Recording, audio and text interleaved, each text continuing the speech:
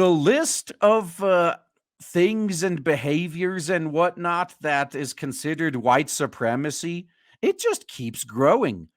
Perfectionism and having a sense of urgency are examples of white supremacy, academics argue. So don't feel sorry for these academics when they're being canceled by the monster they created. The Brown School at Washington University. The Brown School, I wonder what they study there. At Washington University in St. Louis has hosted an event that made headlines before it even began, called Is Professionalism a Racist Construct? Hey, I'm just going to say right now, I support spreading this message. Wow, that makes me a hypocrite, right? Because I'm ripping on it right now. I rip on this all the time. But hear me out.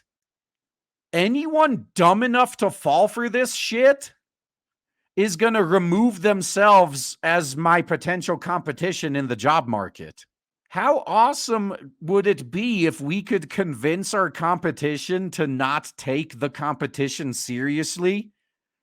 And then those of us who know what's going on, we never have to struggle for work ever again.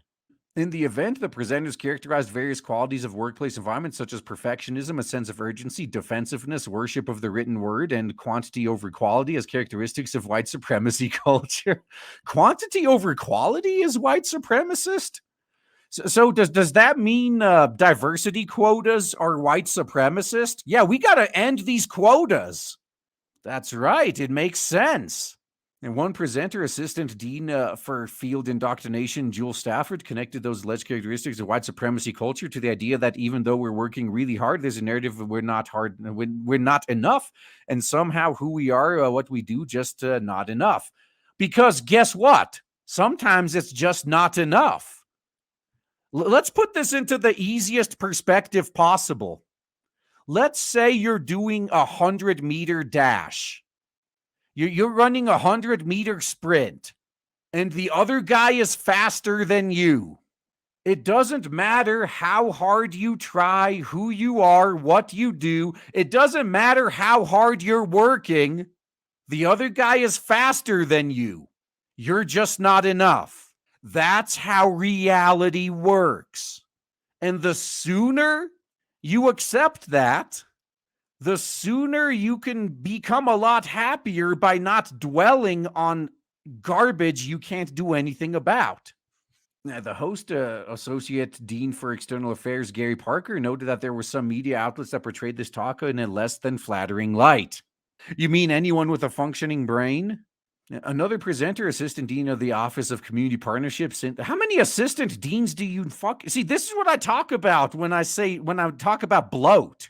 Colleges are just like all other schools. They keep getting more money, and yet the actual teachers and professors, they don't get raises because it's the bloat that gets all the money. Existing bloat gets raises, and then they hire even more bloat on top of that. So just concentrating on speech, noting that multiple times she was getting into good trouble with her colleagues and specifically addressed the provocative nature of the question, is professionalism racist? Once again, I say, let's just say it is. And watch our competition become less professional in a bid to not be racist, and then we can just have all the jobs. She said that depending on the marginalized group being recognized at the time, they might even change the question. Now, for example, she noted that if the talk was given on Disability Awareness Day, they might even have been called, is it an ableist construct? If it was given during Women's History Month, it may have been called, is it a misogynistic or sexist construct? So you guys are admitting you're just pulling this shit out of your ass. Is that it? If the talk was given during Gay Pride Month, we might have called it, is it a heterosexist or homophobic construct? If it was given during National Native American Heritage Month, it might have been called professionalism confronting anti-Indigenous and systemic racism. The presenters began the presentation with a land acknowledgement, noting that the Brown School, which is within the ancestral homelands of various tribes that have resided, occupied, and called this region home. Now, Williams then said, we acknowledge the 1,252 Black American men and women who since January 1st, currently -7, unjustifiably died due to police brutality and anti-Black violence. They don't care about the others, though. The speakers also urged the audience to support the Crown Act, which has already passed in a number of states, aiming to eliminate workplace discrimination on the basis of hairstyle. Oh, why not? It's not going to matter now that a lot of jobs are going remote. Oh shit, what if it's a safety thing?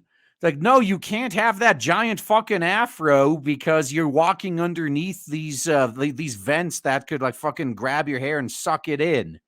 Oh, okay, you don't want to listen? Fine, fine. Just don't scream when you get stuck up there, huh? I'm glad they have all these real problems to worry about, aren't you?